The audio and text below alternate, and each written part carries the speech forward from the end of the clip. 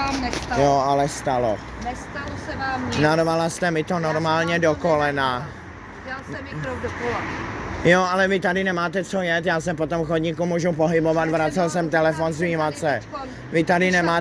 Vy tady nemáte na tom kole co jet. Vy tady nemáte co jet, narazila jste mě normálně kolem do kolena, silně mě bolí koleno.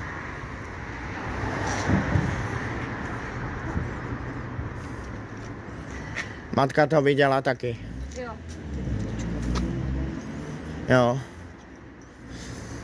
Tak jestli vám něco je, tak se nechte ozvat. Z právního hlediska je občan odpovědný za škodu, pokud ji způsobí i z nedbalosti. Jo, nedbalost.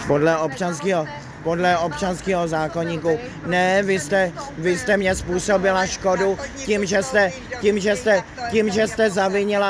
že jste zavinila dopravní nehodu, jelikož jste si Kdyby to bylo na silnici, tak neřeknu, ale zcela špatně si počínáte, když jedete po chodníku na kole a máte počítat s tím, že můžete ohrozit lidi. Z právního hlediska máte zcela důvodně. Já se tady můžu pohybovat, jak chci. Já vracel telefon svý matce v rámci normální morální slušnosti. Vy tady nemáte co jet. Taky musíte koukat, kam jdete. ne, vy tady nemáte co jet. Ano, něco jiného by bylo, kdybych telefonoval a narazil do chodce a způsobil škodu, ale vy tady nemáte co jet. Vy jste se dopustila minimálně přestupku. Vy jste se dopustila minimálně přestupku. Vy tady nemáte co jet. Do kočárku.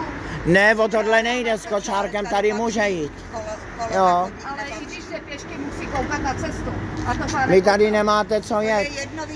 To je jiná záležitost. Já jsem se teď rozjela.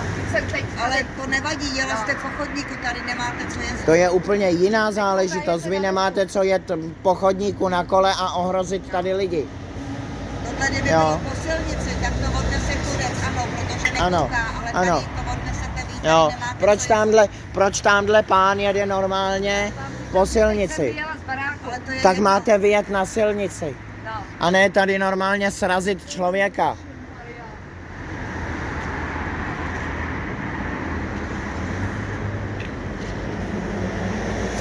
Jakmile si vás policie stotožní, tak budu žádat náhradu škody, ano.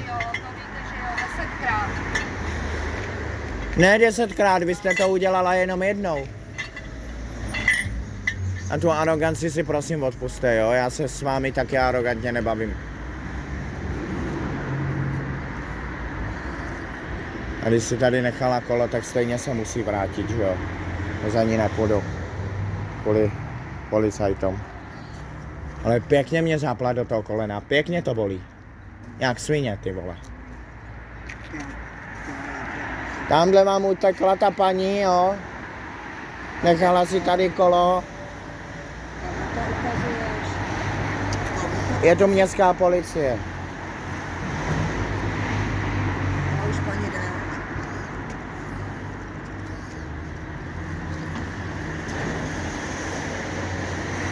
Au. Žápla mě do kolene. Já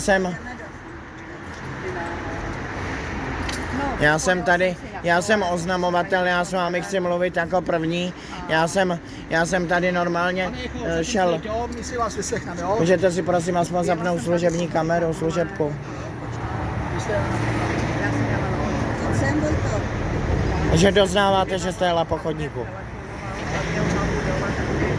A vracel jsem telefon svý matce, potom za tím účelem jsem si přecházel, abych vrátil telefon svý matce a narvala mě normálně.